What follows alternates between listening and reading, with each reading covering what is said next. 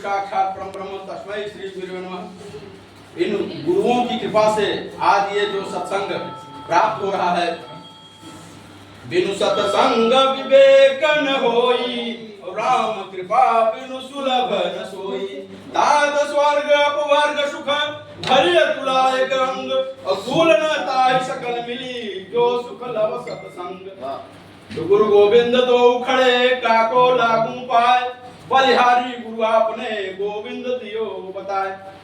आध्यात्म में, तत्व मीमांसा में या पूरे ब्रह्मांड में जो असली तत्व शक्ति है वो गुरु की शक्ति है।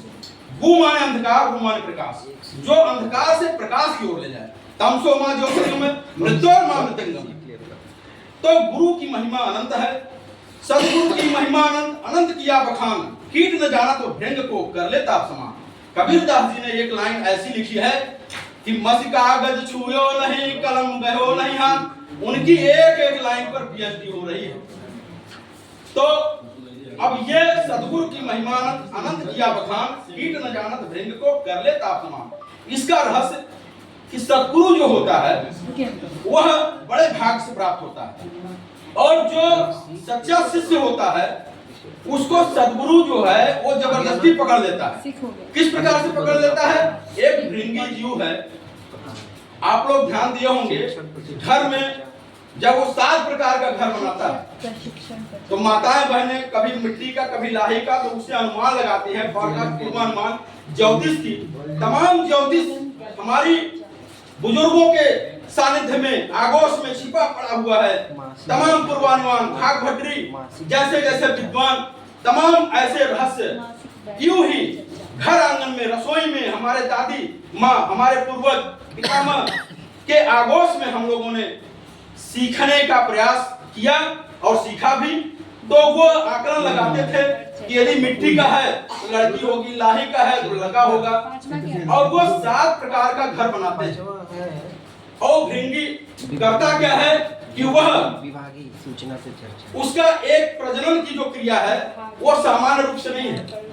वह अन्य कीट मकड़े को, विभिन्न प्रकार के रंग बिरंगे कीट मकोड़ को पकड़ लेती है और पकड़ करके उसी घर में ले जा करके उसको प्रवेशित करके, और भृंग भृंग भृंग भृंग करके एक मृत संजीवनी मंत्र है जिसमें अमेरिका, लंदन, बड़े बड़े जो विकसित देश हैं वो रिसर्च कर रहे हैं कि वो आखिर तरंग क्या है, वह कौन सी मृत संजीवनी विद्या है जिसको देवयानी, जिसको शुक्राचार्य इत्यादि और बड़े बड़े रहस्य को पीड़ित करके उसको समर्पित कर दिए हैं। वो भृंगी भृंग भृंग पर गए उसी मृत संजीवनी मंत्र को फूंक करके उसको बंद कर देता है और अपने समान वो बना देता है। उसी प्रकार से जो सदगुरु हैं, सदगुरु सच्चे शिष्य को जबरदस्ती भृंगी की तरह पकड़ लेता है और पकड़ करके अपने समान बना देता है। यह ऐसे आप सदगुरुओं का जो यहाँ पर विद्वत मंडल है उसको सत्संग के माध्यम से आज दर्शन प्राप्त करके मैं अद्भुत हो रहा हूँ। और निश्चित रूप से इस संसार में गुरु की महिमा और गुरु के अलावा, क्योंकि राम राज्य की संकल्पना की जाती है कि राम राज बैठे त्रैलोका, हर्षित भयो गयं सब शोका। वो किसकी कृपा है? वह जो है गुरुओं की कृपा है, विश्वामित्र की कृपा, वशिष्ठ की कृपा। ऐसे क्योंकि और जिस राज्य में, जिस राजा में यह नम्रता होती है जो गुरुओं के प्रति सम्मान करता है और गुरु के प्रति समर्पित रहता है, और जिस राज्य में गुरुओं की इज्जत होती है, गुरुओं का सम्मान होता है, वही राज्य पल्लवित होता है, पुष्पित होता है। यदि राजा अत्याचारी हो जाए, राजा यदि दुष्कर्मी हो जाए, तो उस देश के जितने भी फल हैं वो तिक्त हो जाते हैं, कीड़े पड़ जाते हैं, और तमाम जो फसल वो विनष्ट हो जाते हैं, क्योंकि उनके पाप से वह प्रसिद्ध होने लगता है। तो लेकिन यह सब तपोबल कैसे प्राप्त होता है? हमारे गुरुओं की कृपा से।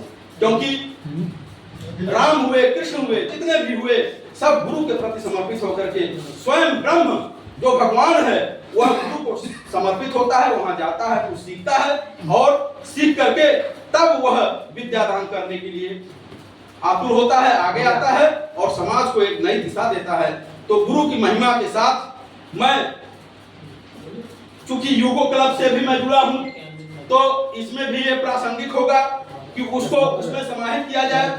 अभी यूको क्लब में हमारे विद्यालय में तमाम सबसे बड़ी विडंबना यह है कि जगह की कमी है। जगह की कमी की वजह से थोड़ा सा हम लोग कम हो जा रहे हैं, नहीं तो विभिन्न प्रकार के अभी एक ऐसे ही गोवर्धन पूजा पर प्रभात भ्रमण में मैं निकला था। 5 प्रकार का मैं ध्यान लगाया हूं, दिलखुश, काला नमक, अर्चना, चेतना, बासमती, नाटी मंसूरी और प्रत्यक्षम किम प्रमाणम। यह जो है प्रत्यक्ष आप देख सकते हैं। तो निश्चित रूप से ये गुरु जब आप और इसका आनंद आप लीजिए, जिसके पास जगह हो तो जगह आप जो है खेत खलिहान में लोग तमाम जो है बड़े बड़े ऋषि महर्षि के यहाँ आश्रम में जाते थे, करते थे। आज कल जितने भी लोग एक्सरसाइज के लिए व्यायामशाला इत्यादि बना है, लेकिन मैं तो कहूंगा कि आप स्वतः जैसे योग में एक साथ यदि अनुलोम विलोम किया जाता है प्लस और माइनस, आप जो है निश्चित रूप से बल्ब जो जलता है वह प्लस माइनस ऋणात्मक और धनात्मक शक्तियां जब सक्रिय होती हैं तो वह जो है बल्ब प्रज्वलित हो जाता है। और अनुलोम विलोम की जो प्रक्रिया है यह सब यौगिक प्रक्रिया, योग चित्त वृत्ति निरोधा, यह सही बात है। लेकिन स्वाभाविक योग, एक सहज योग क्या है? कलम खुदा। जिसके पास खेत नहीं है आप छत पर खेती कर सकते हैं, उसमें तमाम विभिन्न प्रकार के और प्रतिक्षण प्रमाण गरीब रथ में मेरा यहीं पर बगल में है, आप लोगों का स्वागत है, आप भौतिक सत्यापन कर सकते हैं। मैंने रुद्राक्ष का पेड़ छत पर लगाया है, राधा मालती और मधुमालती, राधा कृष्ण अभी लगाया, वो पुष्प पल्लवित होने लगा, उसमें 2 फूल निकलते हैं, एक लाल होता है एक सफेद होता है। राधा और कृष्ण दोनों साक्षात दिखाई देते हैं। इसी प्रकार से वो और डिस्पोजल, यह भी नहीं कि कोई बहुत ज्यादा खर्चा करके, अभी झलैया में 300 बोरी निकला, उसको जो है बोरी में भर करके आधा 20% बालू, 20% सॉइल मिट्टी, वर्मी कंपोस्ट या सड़ा हुआ गोबर का खाद उसमें एक बार मिक्सचर कर दीजिए और निश्चित रूप से उसमें आप अपनी उपभोग की दैनिक धनिया, पुदीना, अदरक सारे चीज आप जो है आनंद लेते हुए, और जिस समय आप अपने परिश्रम से और स्वाभाविक व्यायाम, कोई न जबरदस्ती, यदि आप योगा करते हैं, तमाम शीर्षासन करते हैं, बिना सही गुरु के निर्देशन में यदि शीर्षासन करते हैं तो आपका जो है भ्रष्ट हो जाएगा। पूरा पता चला कि आपने शीर्षासन किया और पूरा रक्त आ गया मस्तिष्क में, तो मस्तिष्क जो है फटने का डर रहता है।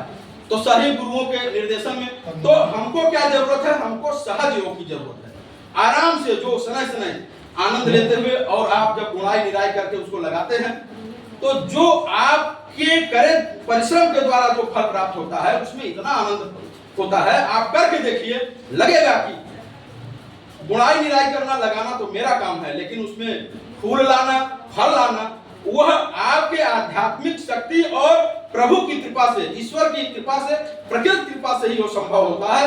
और निश्चित रूप से जब आप उसको पुष्पित पल्लवित आप देखते हैं तो लगता है कि साक्षात ईश्वर प्रकट हो गए हैं।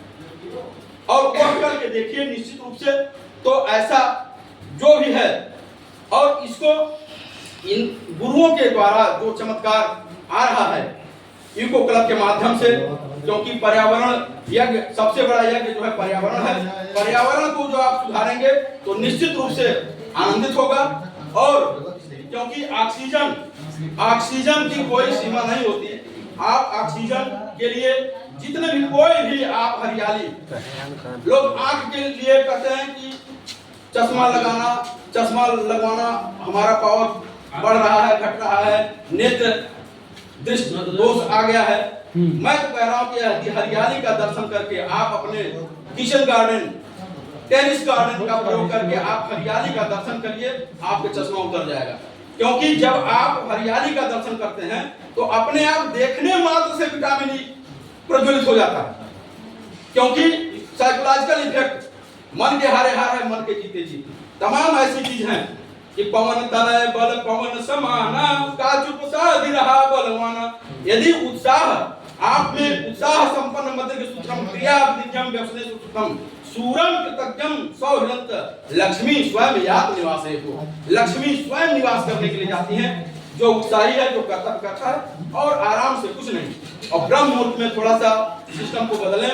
ब्रह्म मुहूर्त में यदि आप उठते हैं तो ब्रह्म मुहूर्त में उठने का आनंद एक बार आप उठ लीजिए और थोड़ा सा जबरदस्ती करके अलार्म घड़ी लगा करके 15 दिन एक्सरसाइज कर लीजिए, फिर आपको जगाने की जरूरत नहीं पड़ेगी। ब्रह्म मुहूर्त का आप महत्व समझ जाएंगे।